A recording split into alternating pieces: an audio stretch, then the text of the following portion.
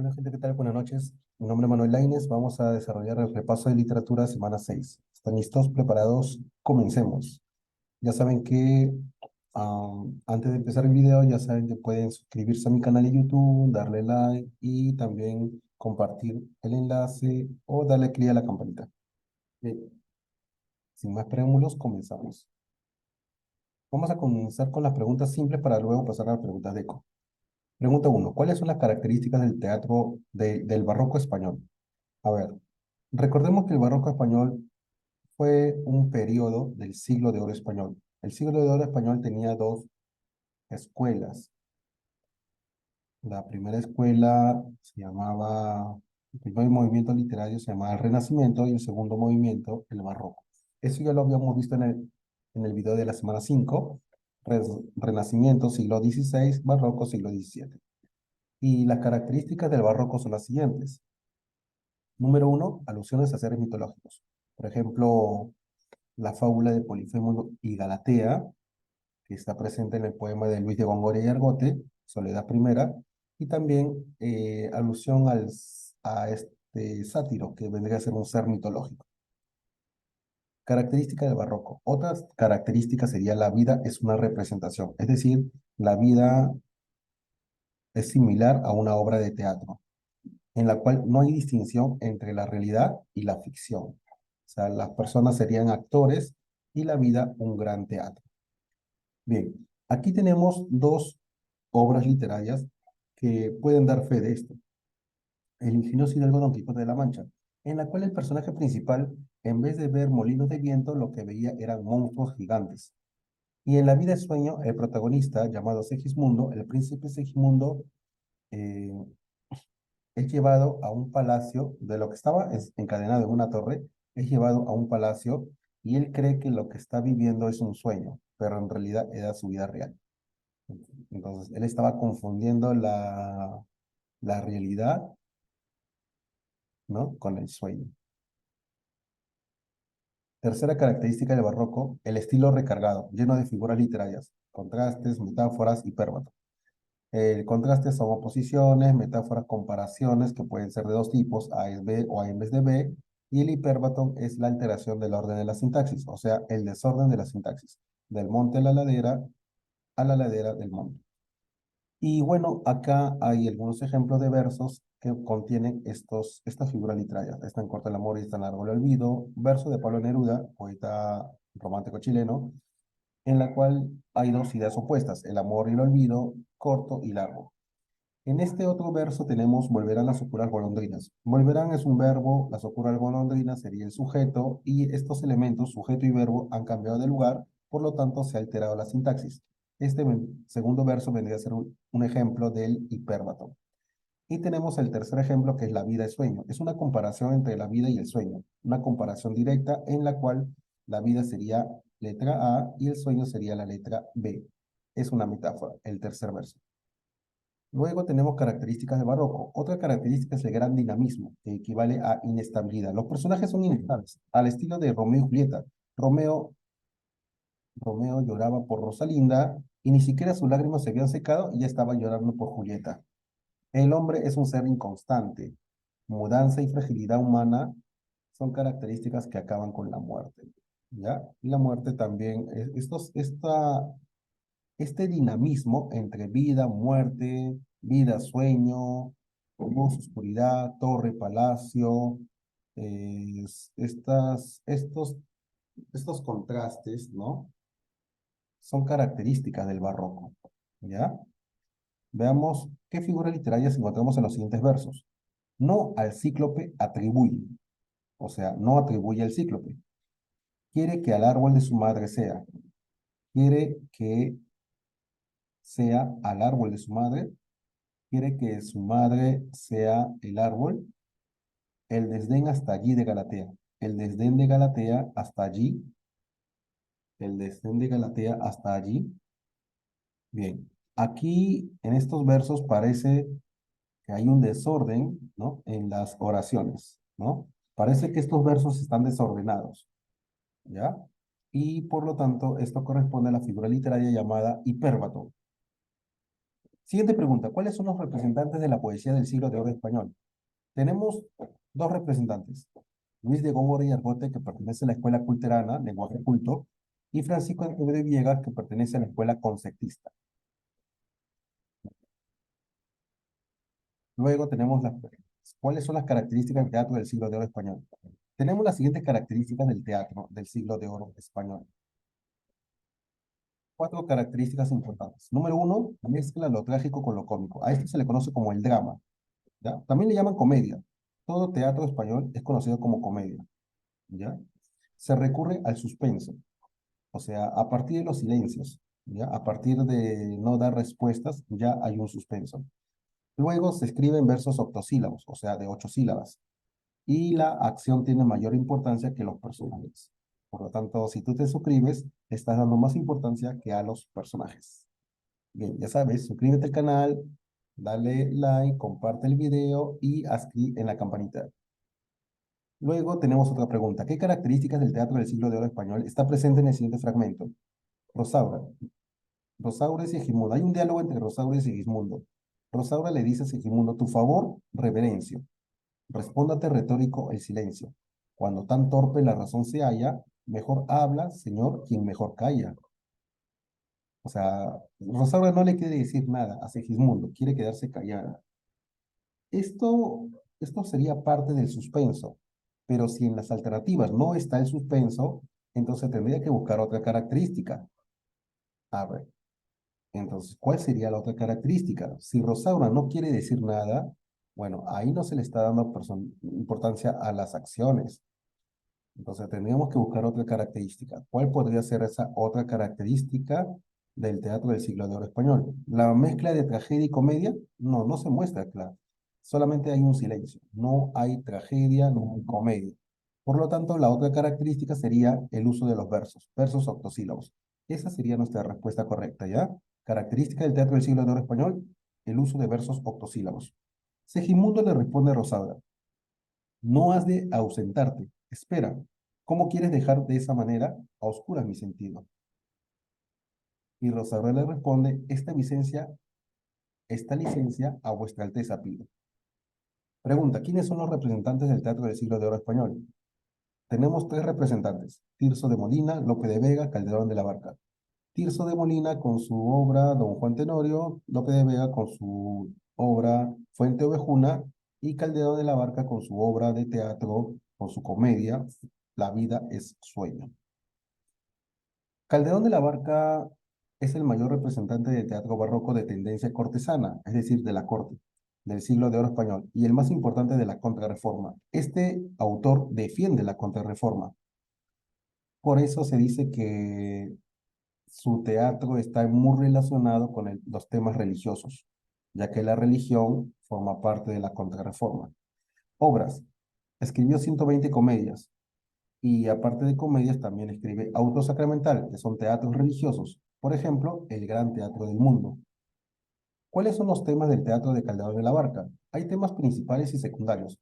El tema principal es la existencia humana entre la vida y la ficción, o sea, entre la vida y el sueño. También tenemos el libre albedrío, en la cual el personaje puede decidir, ¿no? ¿Qué hacer? Otros temas son la falta de libertad, que es lo que se opone al libre albedrío, la predestinación, el perdón del hijo al padre y las luchas cortesanas por el poder.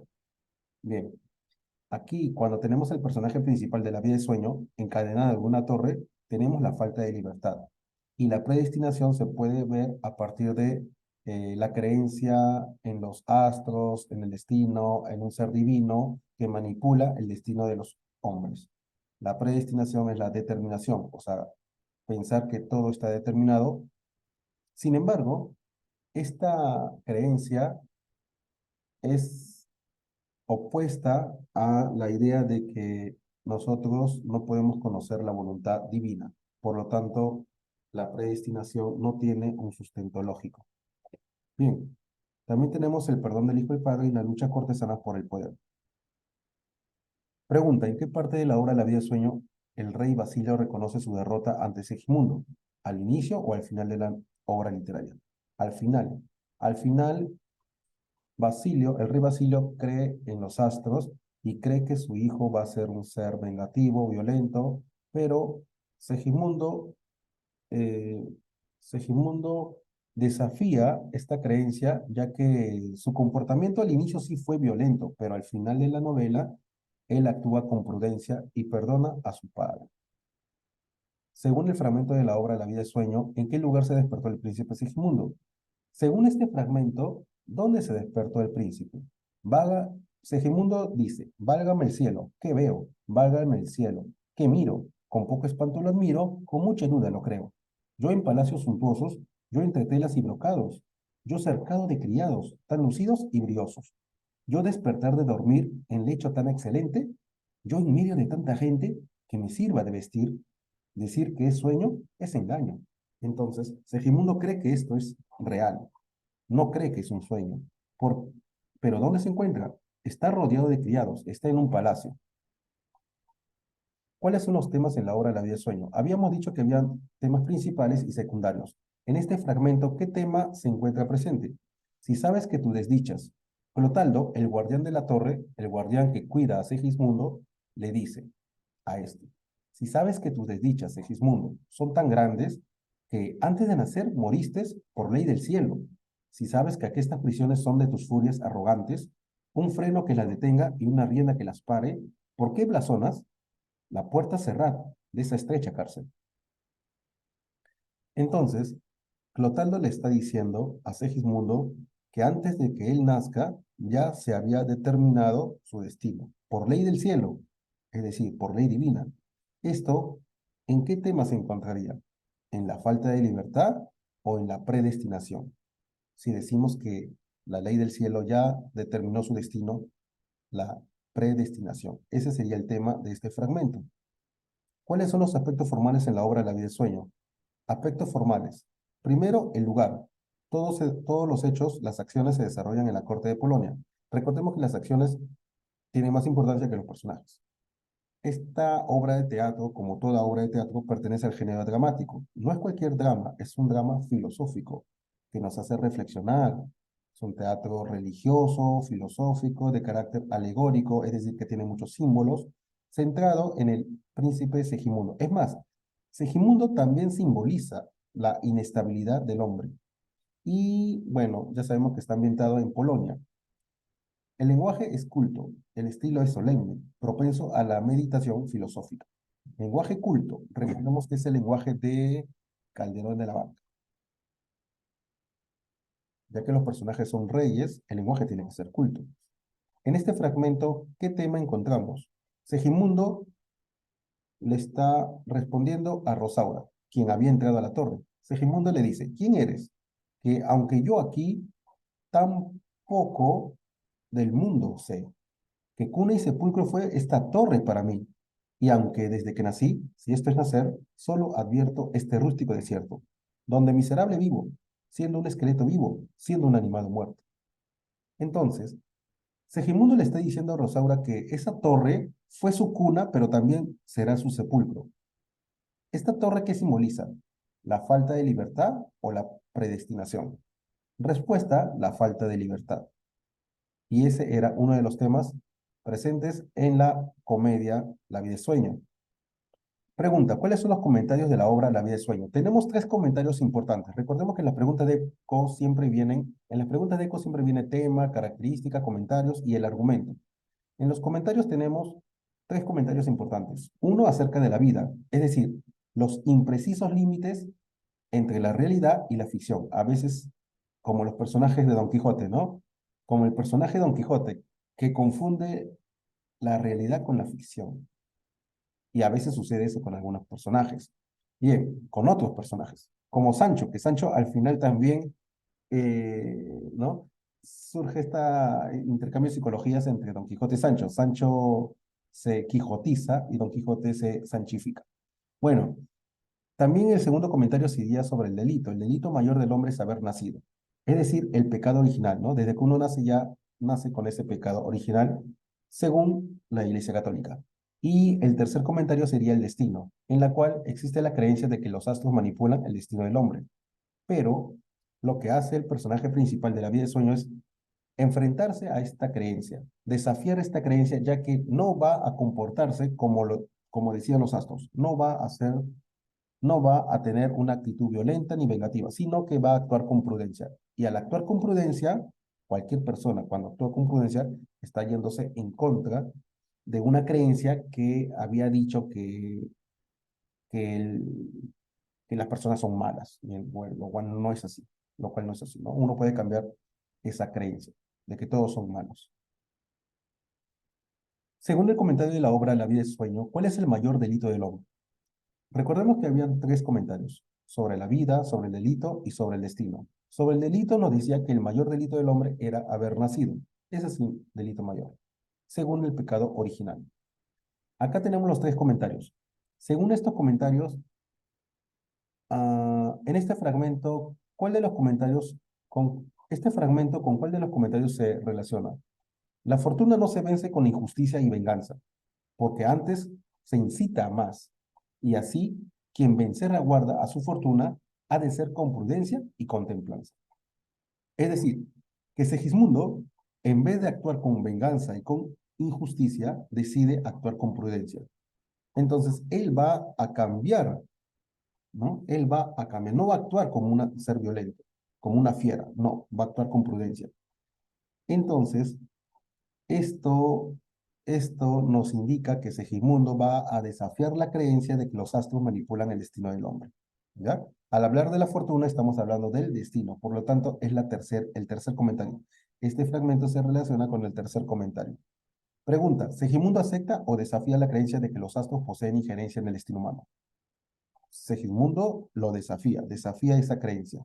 Esa creencia era la creencia de su padre, el rey Basilio de Polonia, creía que los astros, ¿no? Creía que los astros poseen injerencia en el destino humano. Incluso el rey Basilio de Polonia creía que su hijo iba a ser un ser violento, porque así lo habían determinado los astros. Iba a ser un ser violento, un animal feroz, lo cual no ocurrió al final de la novela. Pregunta, ¿Segismundo decidió vengarse de su padre o actuar con prudencia? Actuar con prudencia.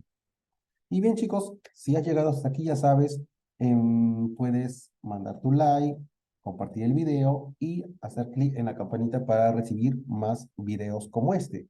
Ahora vamos a las preguntas de ECO, ¿ya? Estas preguntas que hemos hecho son preguntas simples que nos van a ayudar a poder responder las preguntas de ECO. Bien, a ver.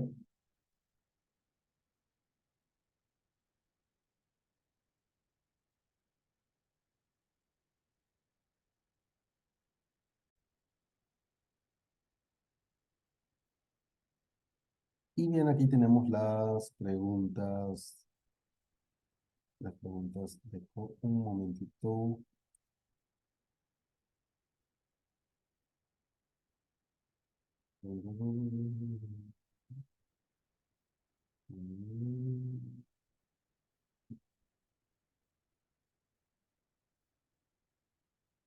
Ahora sí, pues. Sin ayudita, chicos. Ya. Ejercicios de la clase 6. Número 1. Con relación a los versos citados de Soledad Primera. Soledad Primera es el título del poema de Luis de Góngora y Argote, del poeta barroco. Identifique qué características del barroco están presentes. Recordemos características del barroco. Número 1. Alusiones mitológicas. Número 2. Están escritos en verso y en versos octosílabos, ¿no? Y el otro es la mezcla de tragedia y comedia. A ver, vamos a ver si en estos versos hay comedia-tragedia, hay alusiones mitológicas o está escrito en verso y en octosílabos. Dice, no al cíclope atribuye, no la ofrenda, no a sátiro lascivo, ni a otro feo morador de las selvas, cuya rienda el sueño fija, que aflojó el deseo. El niño Dios entonces de la venda, ostentación gloriosa, alto trofeo. Quiere que al árbol de su madre sea, el desdén hasta allí de Galatea. Aquí tenemos Soledad Primera. En este poema de Soledad Primera, el autor está mencionando personajes mitológicos, como el sátiro, el cíclope y Galatea. El cíclope Polifemo es el que se quiere secuestrar a Galatea, ¿no? La hermosa ninfa Galatea. ¿En qué, en qué alternativa está entonces la inserción de alusiones mitológicas. En la uno, ¿verdadero o falso? La uno es verdadero. Dos, inestabilidad humana. No, no hay habla de inestabilidad humana, no habla. Uso del hipérbato. Sí. Cuando dice no al cíclope atribuye, parece que la oración estuviera desordenada. Sería no atribuye al cíclope. Ya está. Y también acá, no al cíclope atribuye, recordemos esto, no al cíclope atribuye sería un hipérbato. Acá, quiere que al árbol de su madre sea, quiere que sea al árbol de su madre. Y acá, el desdén hasta allí de Galatea, el desdén de Galatea hasta allí. Entonces tenemos el uso constante de hipérbato. Cuatro, el empleo frecuente de contrastes, no. Por lo tanto, tenemos la uno y la 3. La uno y la 3 se encuentran en la letra C. La uno y la 3 es verdadero. Vamos a la número 2, que dice, marque la alternativa que complete de manera correcta el siguiente enunciado sobre las características del teatro del siglo de oro español. Recordemos que las características del teatro, no del barroco, sino del teatro. Ya, a ver, ¿cuáles son las características del teatro? Número uno, mezcla de tragedia y comedia. Número dos, el uso del suspenso, el suspenso. Y número tres, versos octosílabos.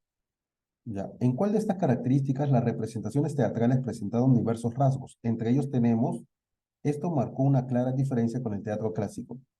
Ya, el teatro del siglo de oro español se diferencia del teatro clásico porque el teatro del siglo de oro español presenta elementos trágicos y cómicos. Y eso estaría en la alternativa E. Muy bien. Vamos entonces a la tercera pregunta. A ver, profe, ¿por qué no la A? ¿El énfasis de los personajes por sobre la acción? No, es que en el teatro del siglo de oro se le va a dar más importancia a la acción que a los personajes. Profe, ¿por qué no la B? Porque el teatro del siglo de oro no me habla de catarsis. Profe, ¿por qué no la C? El empleo recurrente de la prosa. En el teatro del siglo de oro se emplea el verso octosílabo y no la prosa. Profe, ¿por qué no la D? La inserción de temas de la mitología griega.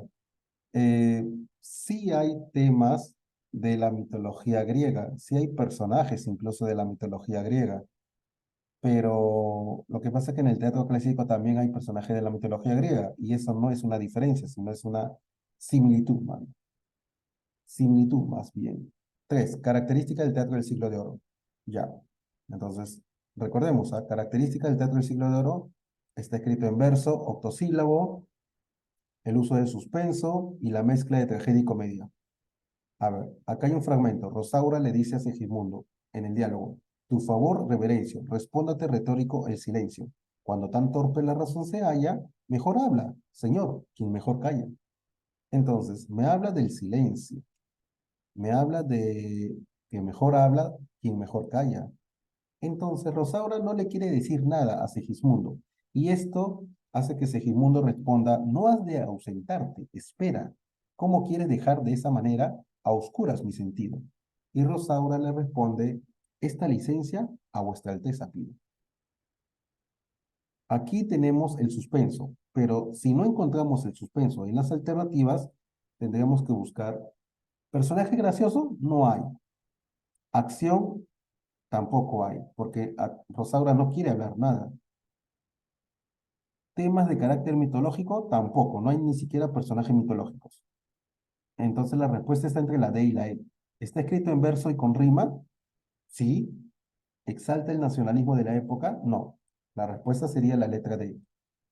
Sí, el fragmento anterior, los versos anteriores están, el fragmento anterior está escrito en verso y con rima, y con rima. Vamos a la número 4. El teatro de Calderón de la Barca destaca por el empleo de un lenguaje solemne, o sea, un lenguaje culto, así como por la preferencia por temas filosóficos, sí hay temas filosóficos, y esto último se puede explicar teniendo en consideración que fue un defensor ya, él defiende la contrarreforma, no defiende la iglesia anglicana, porque él es de España, no defiende la monarquía absolutista, no defiende posturas metafísicas, no defiende ideas medievales. Él, la contrarreforma se relaciona mucho con la religión. Y recuerden que su teatro es un teatro de temas filosóficos y temas religiosos, ya que él es un defensor de la contrarreforma. Vamos a la número 5. Con respecto al argumento de la obra La vida y sueño de Calderón de la Barca, marca el enunciado correcto con relación al siguiente fragmento. El rey Basilio de Polonia, padre de Segismundo, le dice a su hijo, hijo, que tan noble acción otra vez en mis entrañas te engendra. Príncipe eres, a ti el laurel y la palma se te deben. Tú venciste, corónente tus hazañas. O sea, aquí el rey Basilio le dice a su hijo que ha realizado una noble acción, diferente a lo que le había dicho los astros, ¿no? Los astros le dijeron, tu hijo va a ser un animal feroz, pero el hijo se comportó prudente, realizó una noble acción. Y el mismo rey le dice, príncipe eres.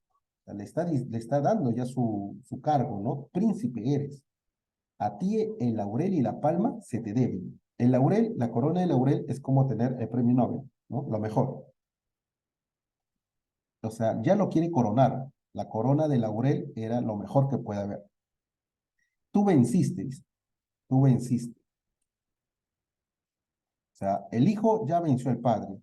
El hijo se comportó de manera prudente, lo venció y lo perdonó.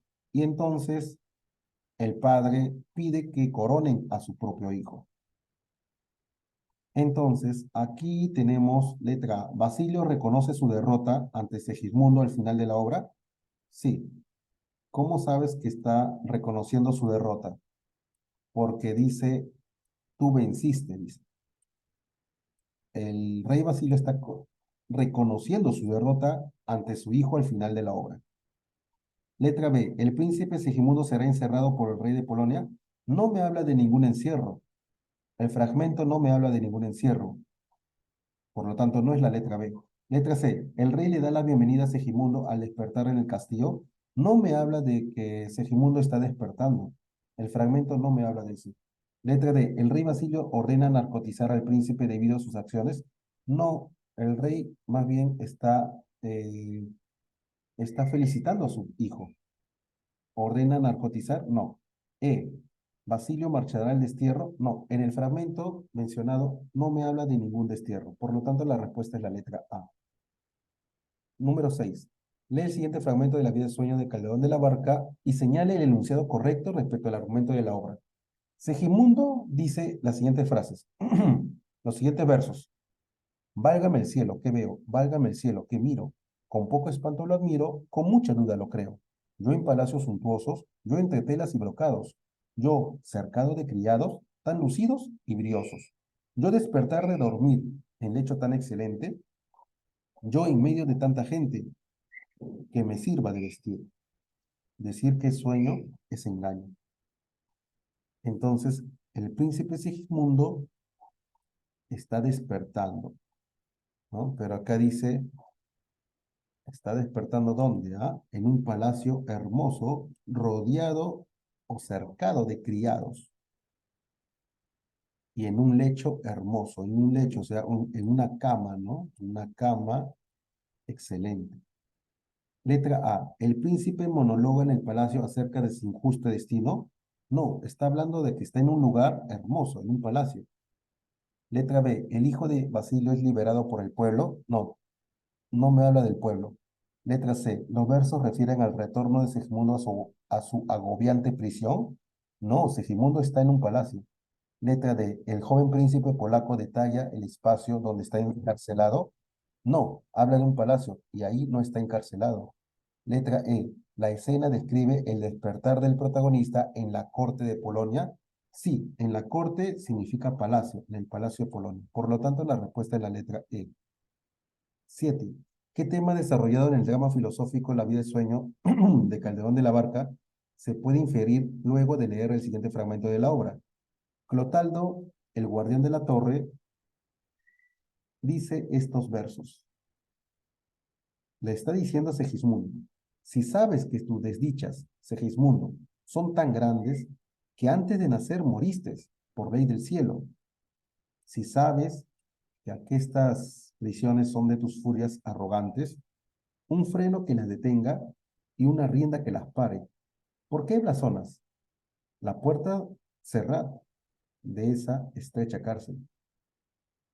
Entonces, le está diciendo que antes de nacer ya estaba determinado su destino. Moriste por ley del cielo, es decir, moriste por ley divina. Alguien ya había determinado lo que le iba a suceder, antes de nacer incluso. ¿A esto cómo se le conoce? Letra A, como libre albedrío. Letra B, la predestinación. Letra C, la vida efímera, una vida rápida. Letra D, el obrar con arrogancia. O la letra E, la inevitable muerte. Y la respuesta sería uno de los temas, ¿no? Uno de los temas que se desarrolla en esta obra de teatro, en este drama filosófico, es la predestinación, en la cual la ley divina determina qué es lo que va a suceder con este personaje. 8. En el siguiente fragmento de la vida y sueño de Calderón de la Barca, ¿qué tema desarrollado en la obra se puede colegir? Nos piden igual el tema. Segismundo, príncipe de Polonia, está en la Torre Oscura y ha llegado Rosaura. Y Segismundo le pregunta, ¿quién eres? Que aunque yo aquí tan poco del mundo sé, que cuna y sepulcro fue esta torre para mí. Y aunque desde que nací, si esto es nacer, solo advierto este rústico desierto, donde miserable vivo, siendo un esqueleto vivo, siendo un animado muerto. Dice que cuna y sepulcro fue esta torre para mí. O sea, esa torre fue su cuna, ahí nació, y esa torre fue su sepulcro, ahí va a morir. Entonces, él habla de esta torre. ¿Qué crees que simboliza esa torre? ¿Qué simbolizará esa torre? ¿La libertad o la falta de libertad? Y la respuesta sería la falta de libertad, ¿no? La falta de libertad. El perdón del hijo al padre no simboliza eso. La vida es una ficción tampoco. Sí es un tema, pero no de este fragmento.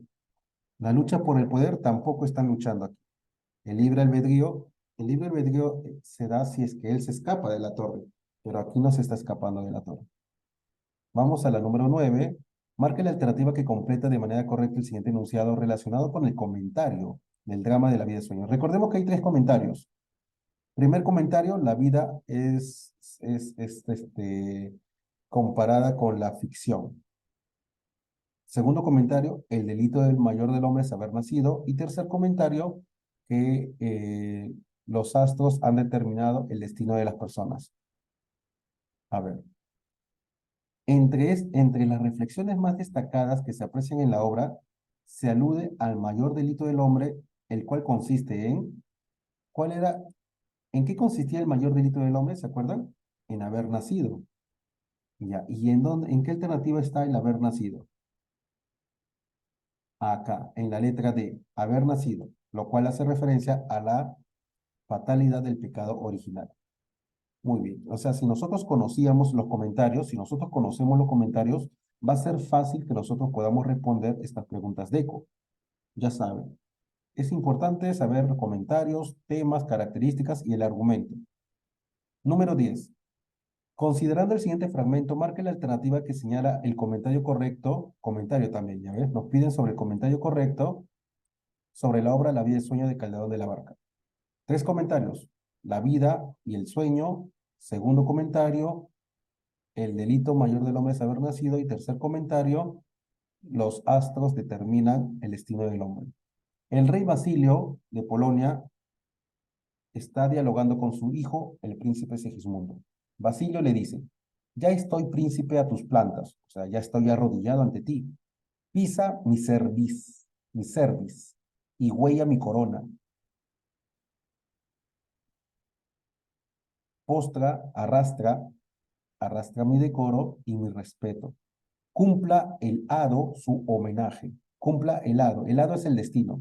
Que se cumpla el destino. O sea, Basilio cree que el destino dijo la verdad, que su hijo va a ser un ser violento. Que se cumpla el destino, dice, que se cumpla el hado. Cumpla el cielo su palabra. Y Segismundo le responde, corte ilustre de Polonia, que de admiraciones tantas sois testigos. Atended, o sea, escuchadme, que vuestro príncipe os habla. La fortuna no se vence con injusticia y venganza, porque antes se incita más. Y así, quien vencer aguarda a su fortuna ha de ser con prudencia y con templanza. Entonces, si Segismundo quiere vencer a su padre y a su destino, tiene que actuar con prudencia y no como lo había dicho el destino, con injusticia ni con venganza. Por lo tanto, Segismundo ha cambiado o está desafiando la creencia de los astros. ¿En qué alternativa está esta frase? Desafiar la creencia de los astros. En la letra E. Y así, chicos y chicas, hemos llegado al final de nuestras 10 preguntas de ECO, en la cual podemos ver que los temas, características, comentarios y argumentos de las obras literarias podemos, con el conocimiento de estos elementos, podemos resolver fácilmente las preguntas de literatura. Y conmigo será hasta una nueva oportunidad. Ya saben, no olviden de suscribirse a mi canal, compartir los videos, compartir los enlaces y darle clic a la campanita. Muchas gracias y nos vemos el día de mañana con el video de literatura semana 7. Muchas gracias con todos y conmigo será hasta una nueva oportunidad.